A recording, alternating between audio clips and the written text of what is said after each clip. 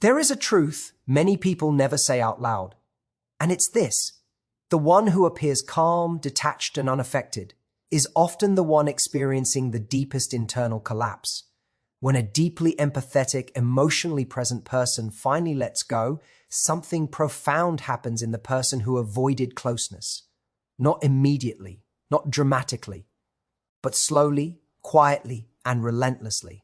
Avoidant individuals survive by control. Control of space, control of emotions, control of dependency. They learn early that needing someone feels unsafe, so they master the art of seeming unbothered. They convince themselves that distance is independence and silence is peace. But when someone who once held emotional space for them disappears, not in anger, not in drama, but in clarity, that illusion begins to crack.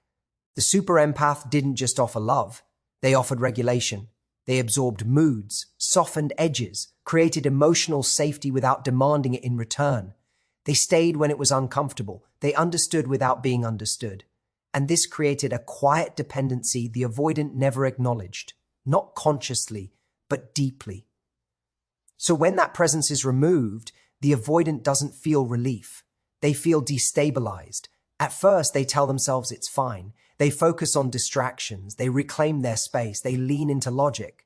But over time, the silence grows louder. There is no one buffering their emotions anymore. No one translating their inner chaos into calm. No one staying when withdrawal used to be rewarded with patience. And that's when the suffering begins. This pain is delayed because avoidance delays everything. Grief, regret, realization. While the empath processes, feels, and eventually heals, the avoidant stores emotion in the body and the subconscious. And one day, weeks, months, sometimes years later, it surfaces. Not as longing alone, but as an unsettling awareness. I lost someone who loved me in a way I don't know how to replicate. What hurts most isn't just the loss of the person. It's the loss of what they represented. Acceptance without performance, love without conditions, presence without pressure. The avoidant begins to see that connections after that feel thinner, less nourishing. Not because others aren't good, but because deep intimacy requires participation, and participation requires vulnerability. And here's the divine lesson hidden in this dynamic. Love cannot be received where it is not welcomed. The empath didn't leave to punish. They left to honor themselves. Detachment was not abandonment. It was alignment.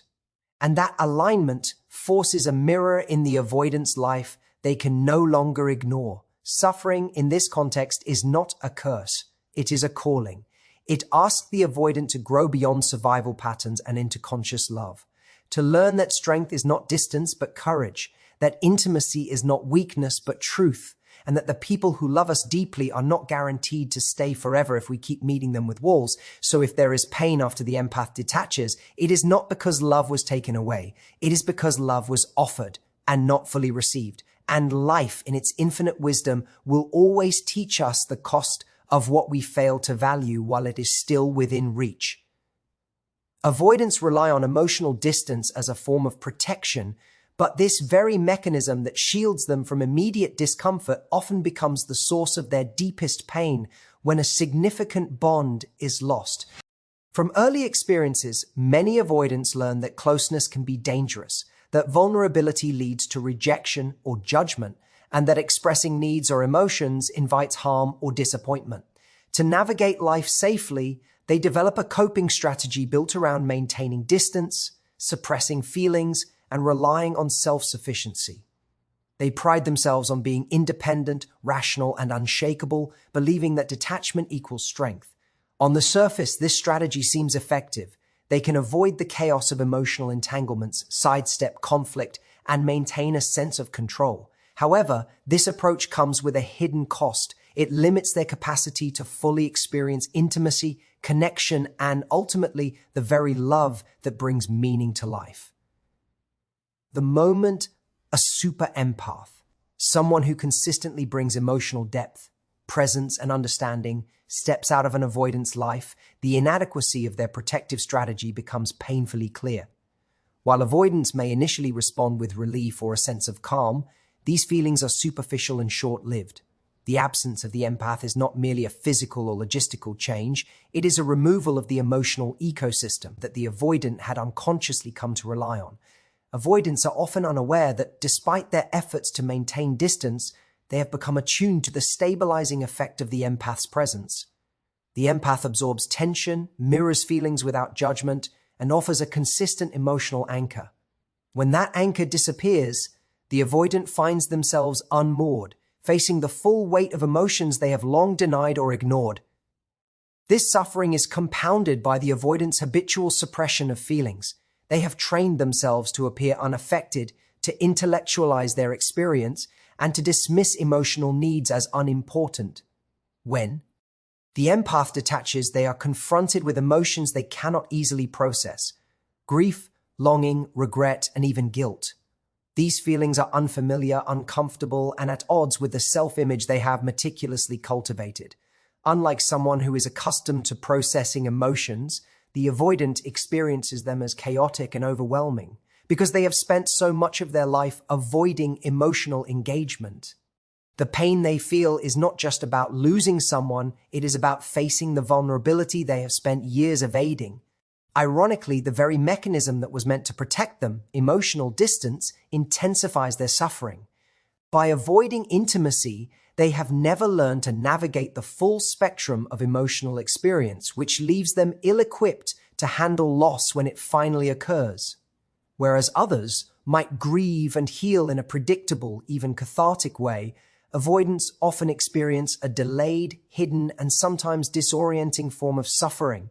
It can manifest as restless thinking, sudden emotional outbursts, or a profound sense of emptiness that they struggle to explain.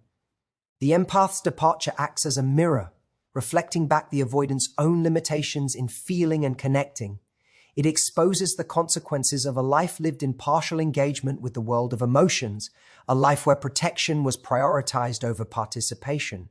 Ultimately, the avoidant's pain is both inevitable and instructive. It teaches them that distance, while superficially protective, cannot shield against the fundamental human need for connection. The very strategies they develop to avoid suffering become the conduit through which it reaches them more intensely. When the empath detaches, the avoidant is forced to confront the reality that emotional walls are not infallible. True growth and resilience are not found in avoidance, but in the willingness to engage with vulnerability, to feel fully, and to embrace connection despite the inherent risks. The suffering that follows is not merely a consequence of loss. It is a wake-up call, an opportunity to reassess their approach to intimacy, and a divine reminder that emotional engagement is both the path to fulfillment and the test of their courage. Super empaths are individuals who possess a profound capacity to understand, absorb, and respond to the emotional states of others. They offer love in a way that is consistent, deep, and unwavering, often without demanding anything in return. Their presence is not casual, it is intentional, conscious, and energetically supportive. When an avoidant person engages with a super empath, they experience a type of connection that is simultaneously safe and transformative, though often without realizing its full impact. The avoidant benefits from emotional regulation that occurs almost unconsciously. The empath reflects understanding, tempers reactions, and creates a space in which vulnerability is possible without judgment. This creates a unique dynamic where the avoidant, while maintaining distance, begins to rely on the subtle stability that the empath provides. It is a reliance that is rarely acknowledged because the avoidant's natural instinct is to deny dependency, yet it is real and profoundly shaping. When the super empath eventually detaches, the avoidant experiences a loss that is far more intense than they anticipate. Unlike a casual breakup or the departure of someone who mirrors their detachment, the super empath's exit removes an entire ecosystem of emotional support. The avoidant suddenly confronts the absence of someone who not only loved them but actively engaged with their emotional world in a way that fostered stability, growth, and reflection. The loss is not just about the person themselves, it is about consistency, understanding, and depth they embodied.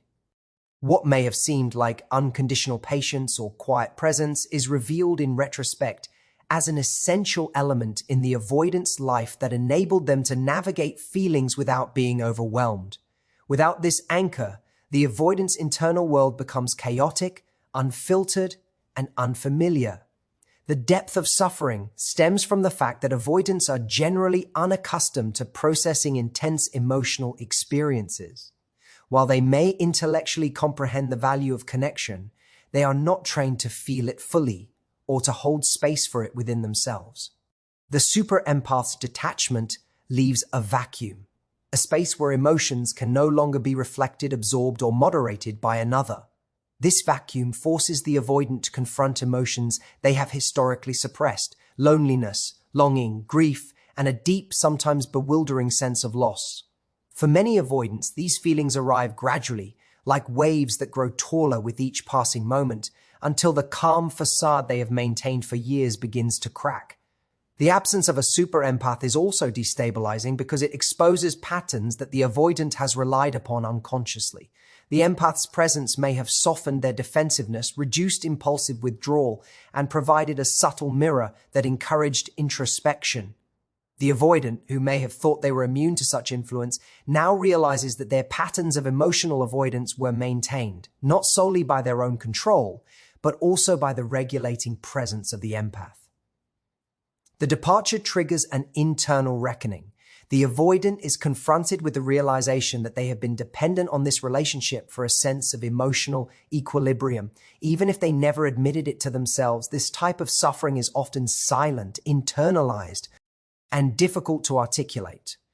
Avoidants tend to experience it privately because admitting emotional pain would require vulnerability, which they have long been conditioned to avoid. They may distract themselves with work, social activities, or intellectual pursuits, attempting to replace the missing emotional connection with external stimuli.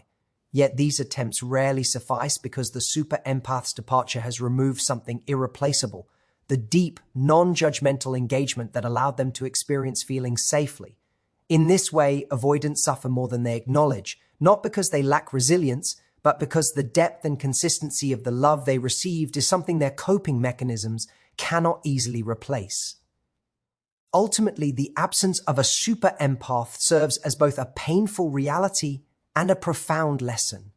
It reveals the limitations of avoidance as a strategy for emotional survival and underscores the importance of conscious engagement, vulnerability, and appreciation of genuine connection.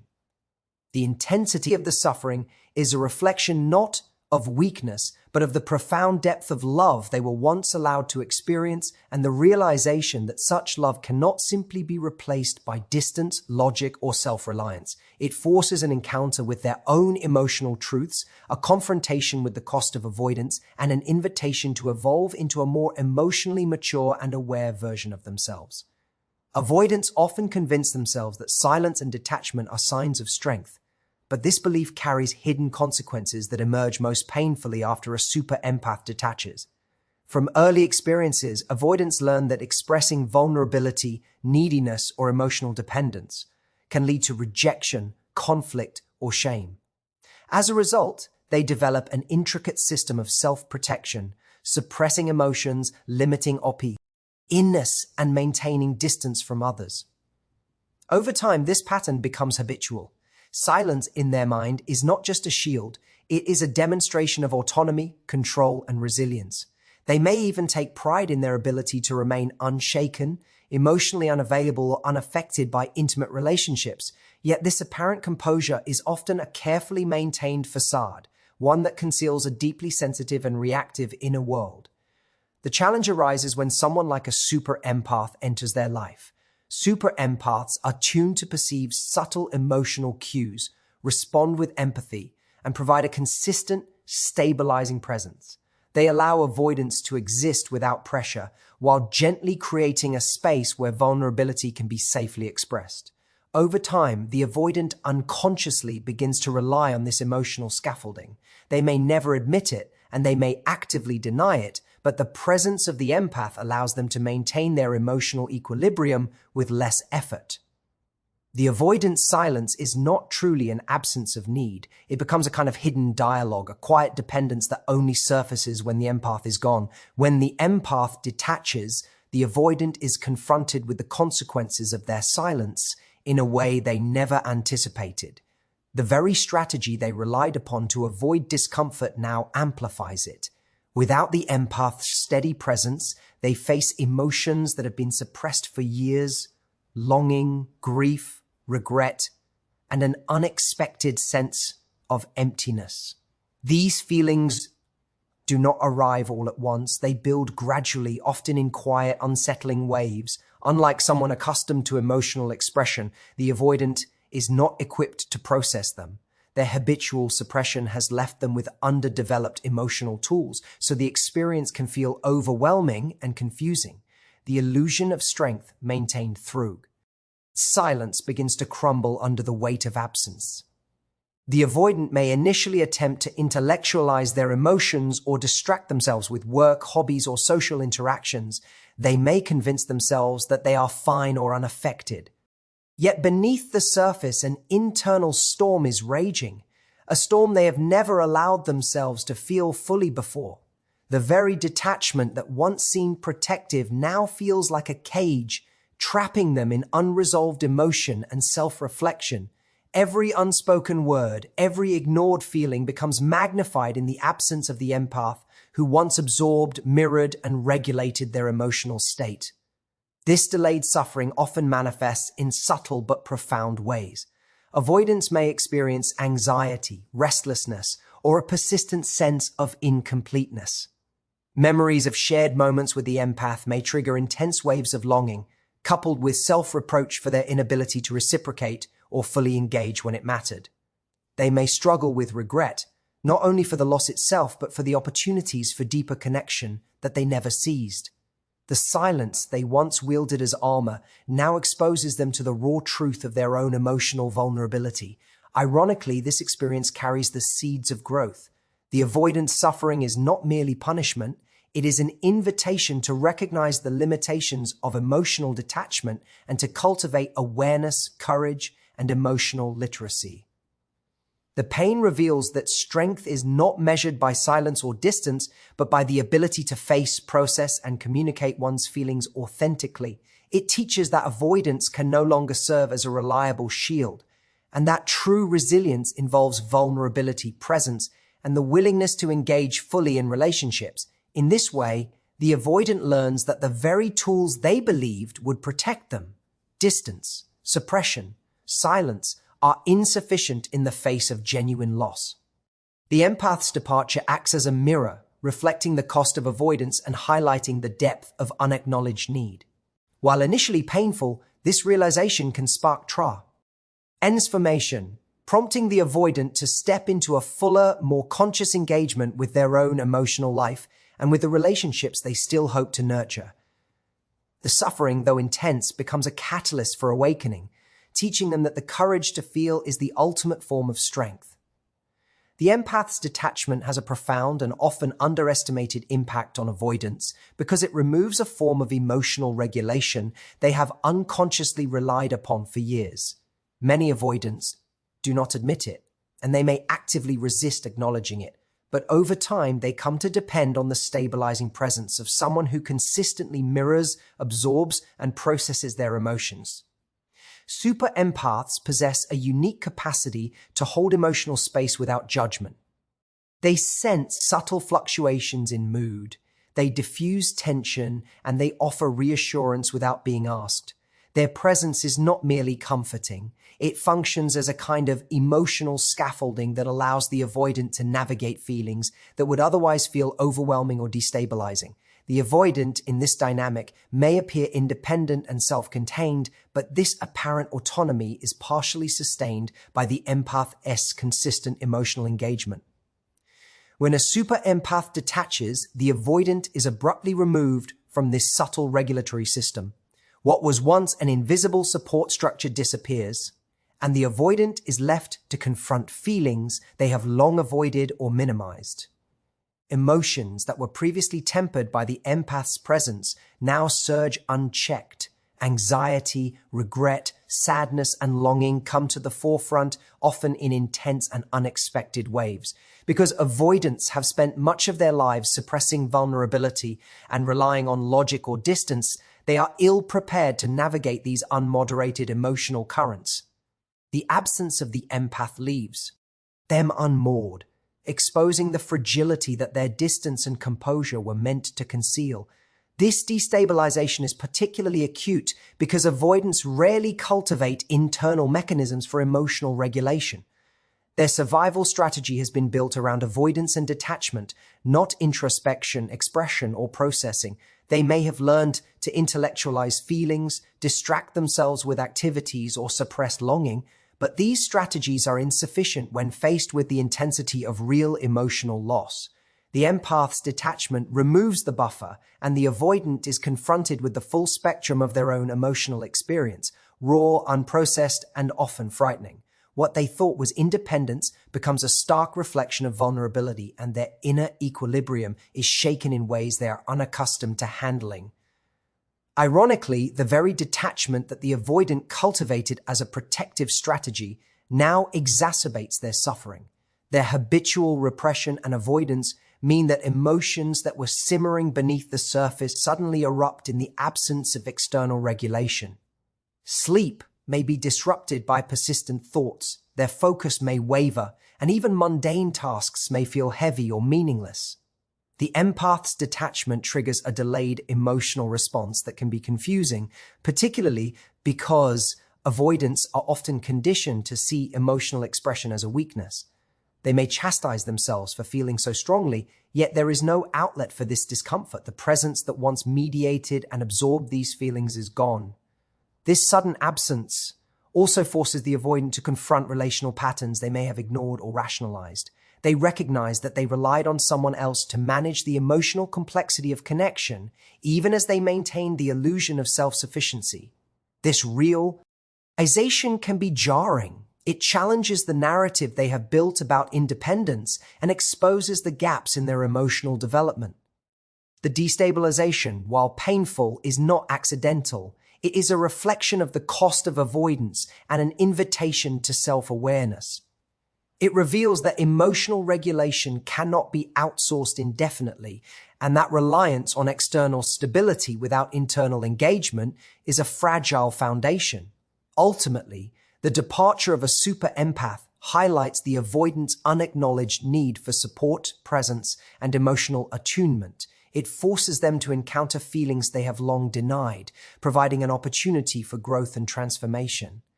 The suffering is intense because it touches the core of the avoidant's protective identity, yet it also serves as a catalyst for awakening. By confronting the absence of external regulation, the avoidant is invited to develop internal emotional resilience, to learn to navigate feelings without suppression, and to cultivate a capacity for authentic presence and vulnerability. In this way, the loss becomes both a profound challenge and a divine lesson in the necessity of embracing one's own emotional life fully. Avoidants suffer privately because admitting pain requires a level of vulnerability that they have spent their entire lives learning to avoid. From early experiences, many avoidants internalize the belief that emotional expression is dangerous, that revealing needs or discomfort will lead to rejection, judgment, or conflict. Over time, this belief solidifies into a deeply ingrained pattern. They learn to suppress, hide, or intellectualize their emotions rather than face them directly. To the outside world, they may appear unshaken, calm, and independent, giving the impression that they are unaffected by loss, disappointment, or relational tension. But beneath the surface, a complex web of unprocessed feelings simmers quietly, often unnoticed even by themselves, until the absence of a deeply connected person, such as a super empath, disrupts their carefully maintained equilibrium. The super empath provides a level of emotional engagement and presence that avoidants are not accustomed to handling. While they may resist intimacy or claim independence, their emotional system becomes subtly reliant on the stabilizing influence of the empath. The empath listens without judgment, responds without criticism, and creates a safe space where vulnerability is possible without risk of rejection. Even though avoidants rarely acknowledge it consciously, this creates an emotional dependency that they are ill-prepared to admit. When the empath detaches, the avoidant is suddenly left alone with feelings they have long suppressed. Loneliness, grief, and regret emerge, but the avoidance instinct is not to express or process these emotions. They retreat further into silence, rationalization, or distraction. Admitting emotional pain would require the avoidant to step outside the protective walls they have built around themselves. It would mean acknowledging that they are not fully independent, that they have been shaped and influenced by the empath's presence in ways they denied. This level of self-exposure is terrifying for someone whose core strategy for survival has been emotional distance. As a result, avoidants suffer in private, often hiding their distress from friends, family, and even themselves. They may engage in behaviors that mask their emotional turmoil, burying themselves in work, cultivating distractions, or presenting a stoic exterior that belies the intensity of their internal experience. This private suffering can be confusing and isolating. Avoidants often do not have the language or tools to articulate what they are feeling because they have spent so much of their life avoiding the acknowledgement of emotional reality. Their pain is not just about the loss of the empath. It is about confronting the consequences of patterns that have protected them for years, but now reveal their limitations. The grief may manifest in subtle ways: restlessness, insomnia, intrusive thoughts, or a persistent sense of incompleteness. Unlike individuals who have been socialized to express emotion openly, avoidants experience these feelings as disorienting and sometimes shameful. The very mechanisms that once allowed them to maintain control now intensify the weight of their suffering because the emotions cannot be easily processed or shared. Ironically, this hidden suffering is a mirror of the avoidant's unacknowledged dependence. The empath's detachment exposes the avoidant's vulnerability, highlighting the gap between the facade of independence and the reality of emotional need. Because the avoidant has been trained to deny need, admitting suffering would also require them to confront a truth they are not ready to face: that love, connection, and emotional presence are essential to human fulfillment. This confrontation is difficult, so the avoidant retreats further into privacy, experiencing intense internal pain while maintaining an outward appearance of composure. Yet there is a purpose to this private suffering.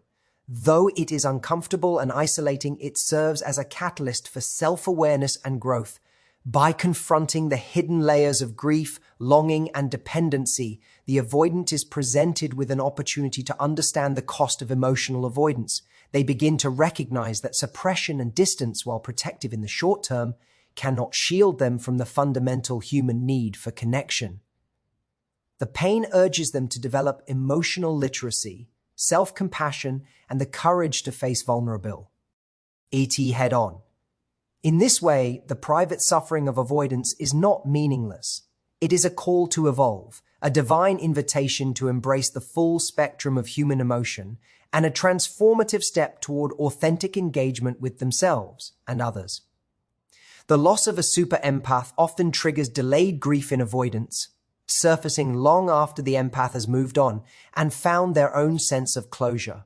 Unlike individuals who process emotions as they arise, avoidants have developed a coping mechanism centered on suppression, detachment, and rationalization. Their instinct is to maintain control by avoiding deep emotional engagement, often convincing themselves that distance is strength and that acknowledgement of pain is weakness. This habitual avoidance delays the natural course of grief, storing it in the subconscious until a catalyst, such as the departure of a deeply attuned partner, forces it to emerge. The delayed nature of this grief makes it particularly intense, as it is not only about the loss itself, but also about the cumulative weight of years of unprocessed feelings and unacknowledged dependence. Super empaths offer a type of connection that is unparalleled in its consistency and depth. They are attuned to the emotional needs of others, often sensing unspoken feelings and providing support in a way that stabilizes and nurtures.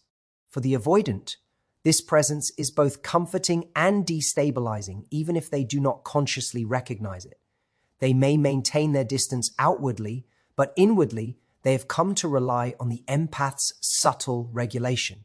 The empath's presence allows them to navigate emotions they might otherwise find overwhelming, creating an illusion of independence that is, in fact, partially scaffolded by the empath's attentiveness. When the empath detaches, the avoidant is left without this stabilizing influence, suddenly confronting emotions that have been accumulating beneath the surface.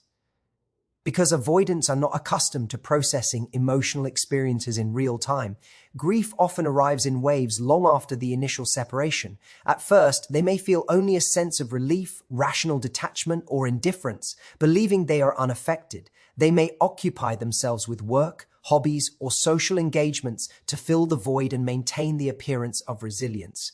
However, beneath this surface, the unresolved connection continues to exert influence, manifesting in subtle reminders, triggers, or unexpected moments of emotional intensity. Over time, these suppressed feelings intensify, eventually breaking through the avoidance defenses in a manner that can feel sudden and overwhelming. This delayed grief is often accompanied by shock, confusion, and even self-reproach as the avoidant realizes that the depth of their attachment was far greater than they had admitted to themselves. The delayed grief is also compounded by the avoidant's habitual discomfort with vulnerability. Acknowledging the intensity of their emotions requires them to confront patterns they have long relied upon for protection, suppression, self-reliance, and emotional detachment. Admitting to grief is in many ways admitting that their protective strategies were incomplete or insufficient. This confrontation can provoke feelings of shame, regret, or inadequacy, intensifying the pain and prolonging the process of emotional recovery. The avoidant may struggle to articulate the complexity of their experience, often internalizing the grief while maintaining an outward semblance of calm and composure. Ironically, this delayed grief contains the seeds of transformation. While initially painful, it provides the avoidant with an opportunity to reassess their relationship with emotion, intimacy, and dependency.